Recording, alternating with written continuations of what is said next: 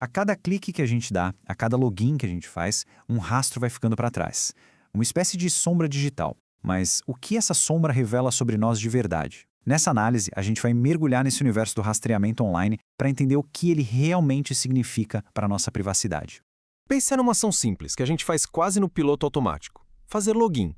Mas a questão aqui é fundamental: provar o que exatamente? A resposta para essa pergunta, olha, abre a porta para a gente entender como a nossa identidade é tratada e rastreada na internet. E pode acreditar, a resposta é bem menos óbvia do que parece.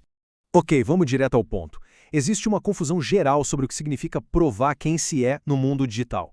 E é justamente nessa brecha, sabe, nessa confusão, que moram muitos dos perigos para a nossa privacidade. E aqui está a grande sacada. Existe uma diferença gigantesca entre autenticação e identificação. Pensa assim, a autenticação é o segurança na porta da festa, com uma lista na mão. A única pergunta dele é: o nome está na lista? É um simples sim ou não. Agora, a identificação, isso já é trabalho de detetive. No meio de toda essa gente, quem é essa pessoa? É uma tarefa infinitamente mais complexa. E por que essa diferença é tão importante? Porque, veja bem, confirmar que alguém é quem diz ser é uma coisa. Agora, tentar adivinhar quem é essa pessoa, com base em pedacinhos de dados, aí a história é outra. Vira um jogo de adivinhação, e é exatamente esse jogo que as tecnologias de rastreamento jogam o tempo todo, usando nossos dados como se fossem peças. E para deixar tudo um pouco mais interessante, nem toda autenticação é igual. Existem níveis diferentes que dependem do que precisa ser provado. Não se trata sempre de verificar um ser humano único de carne e osso, sabe? Vamos imaginar uma escada. No primeiro degrau, a gente tem a autenticação de um indivíduo, uma pessoa específica. Subindo um pouco, tem a autenticação de uma identidade, como um e-mail ou nome de usuário, que tecnicamente pode até ser compartilhado. E lá no topo, a gente tem a autenticação de um atributo, uma simples característica, como, por exemplo, ser maior de idade. O exemplo do segurança do bar é perfeito para ilustrar isso. Ele não quer saber se o nome no documento é João ou Maria. O trabalho dele é autenticar um atributo. Tem mais de 21 anos? Simples assim. A identidade completa da pessoa é irrelevante. E na internet, muitos serviços só precisam disso, de um atributo, não da pessoa inteira. Beleza, com esses conceitos em mente, vamos agora para o lado um pouco mais sombrio da história. Vamos conhecer as ferramentas que, de forma bem silenciosa, vão juntando nossos cliques para montar um quebra-cabeça, um retrato bem detalhado de quem a gente é.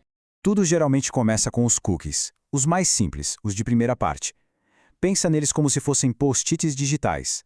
O site que a gente está visitando deixa um lembrete no navegador para não esquecer do login ou dos itens no carrinho de compras. Eles foram criados para conveniência e, na maioria das vezes, são inofensivos. O jogo vira mesmo é com os cookies de terceiros. Estes não são do site que está sendo visitado, são de outras empresas, tipo redes de publicidade. E o objetivo deles é um só: seguir os passos de uma pessoa não apenas em um site, mas através de dezenas, centenas de sites, tecendo uma teia de informações sobre seus hábitos e interesses. E olha só o que essa teia captura. Um único cookie desses pode registrar a hora da visita, qual anúncio foi visto, um código único para o navegador, o endereço de IP, que já entrega a localização aproximada, e até a página que a pessoa visitou antes. Quando se junta tudo isso de vários sites, empresas como a DoubleClick do Google não estão mais vendo um visitante anônimo. Elas estão, na verdade, construindo um dossiê. Subindo na escala de vigilância, a gente encontra os web bugs. Eles são ainda mais sorrateiros. Imagina um pixel, um único pontinho invisível numa página. Só de carregar essa imagem minúscula, o navegador pode executar um código que monitora tudo. Diferente dos cookies, que são mais passivos, os web bugs são basicamente espiões ativos. E no extremo, a gente tem o spyware. O nome já diz tudo, né? É um software espião, feito para se infiltrar e observar. E ele faz o que cookies e web bugs não conseguem. Ele pode gravar cada tecla digitada, de senhas a mensagens privadas, e enviar tudo isso para quem o controla. Certo. Então o cenário é este: cookies, web bugs e spyware coletando pedacinhos de dados por todo lugar. Mas o verdadeiro risco, o poder de tudo isso, só aparece de verdade quando alguém começa a conectar os pontos. Esse processo de conectar os pontos tem um nome: mineração de dados, ou data mining. É a ciência ou a arte de encontrar padrões em montanhas de informação. Pega-se um dado de cookie daqui, uma informação de web bug dali, cruza com um registro público e, de repente, o que era para ser anônimo começa a ter um rosto. 87%. Guarda bem esse número. O que ele representa é, francamente, assustador.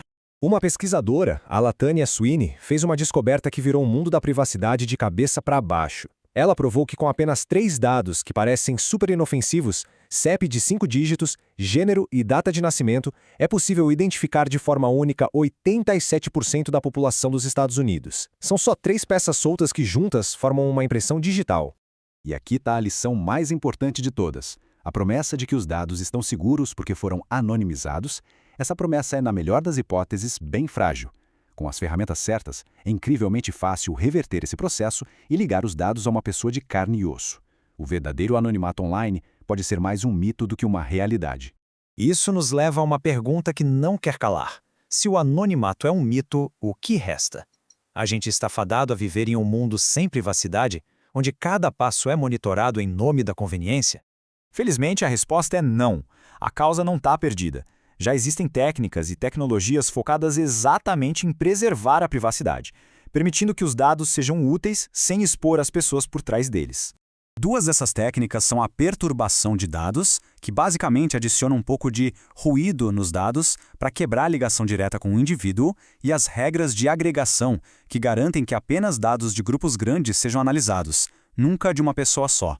O que esses métodos provam é que pesquisa e privacidade não precisam ser inimigas. É totalmente possível ter inovação, ter dados úteis, sem que isso custe a nossa privacidade. Mas tem um detalhe, isso não acontece por mágica. A privacidade precisa ser planejada, construída, protegida ativamente. Ela não vem de fábrica. E com isso a gente chega na reflexão final.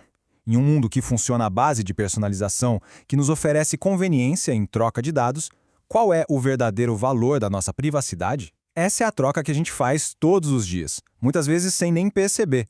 A questão não é se existe um preço, mas se a gente está ciente do que está pagando.